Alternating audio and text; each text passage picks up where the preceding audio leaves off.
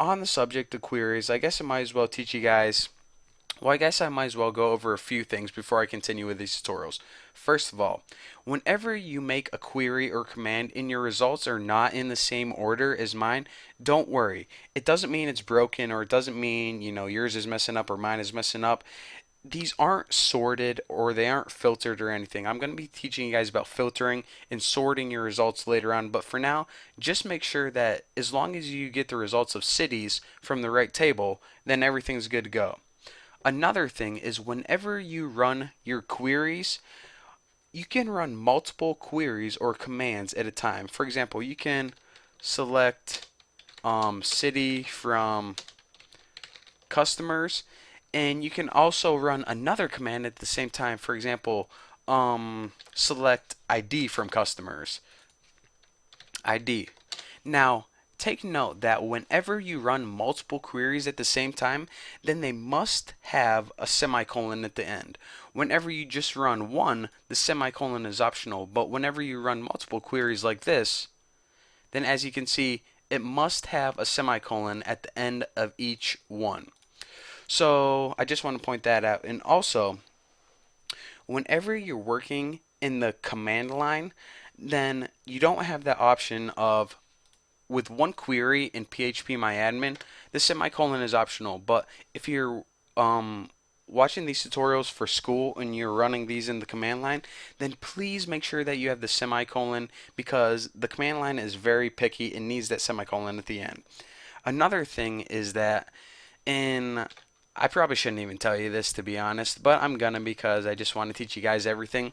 You know how I said that by standard SQL is capitalized and everything else is lowercased? Well, that's the standard, but it isn't 100% necessary. SQL is not case sensitive. You can run something like this.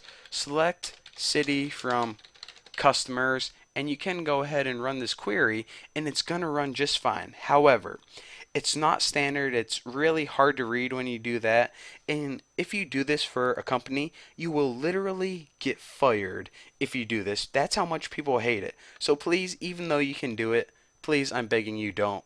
Like I said, I probably shouldn't have even told you guys about that. Now, the last little rule I want to talk about is this. White space and multiple lines are ignores. For example, whenever I run a query like select city from customers, wow, really messed that up. Customer, okay, take a deep breath. Customers like that. Let me just go ahead and copy this real quick. I can run it and it's going to run just fine. However, I can also run it with a bunch of white space in between. And white space are just characters, pretty much spaces that don't do anything. I can go ahead and run this and it's going to run just fine. And last but not least, I can go ahead and even put a bunch of lines in between here. Go ahead and run it and it will run just fine. So the reason that they set up the language to do this was for readability purposes. Say you wanted to only write one MySQL keyword per line. Well, you can go ahead and write it like that and it's fine. It doesn't affect the results at all. It's just for your purposes, whatever you think is the best. Basically, whenever you're working for a company, whatever your boss says, that's what you got to go ahead and do. But if you're working on a website your own, just whatever you think is the easiest to read, then do it. So white spaces and line breaks are totally ignored. They don't have any effect on the results. So that is all you get for this tutorial. I know a lot of information, but in the next tutorial what we have to do is we need to learn about more commands other than show and select. So thank you guys for watching. Don't forget to subscribe and I'll see you guys in the next video.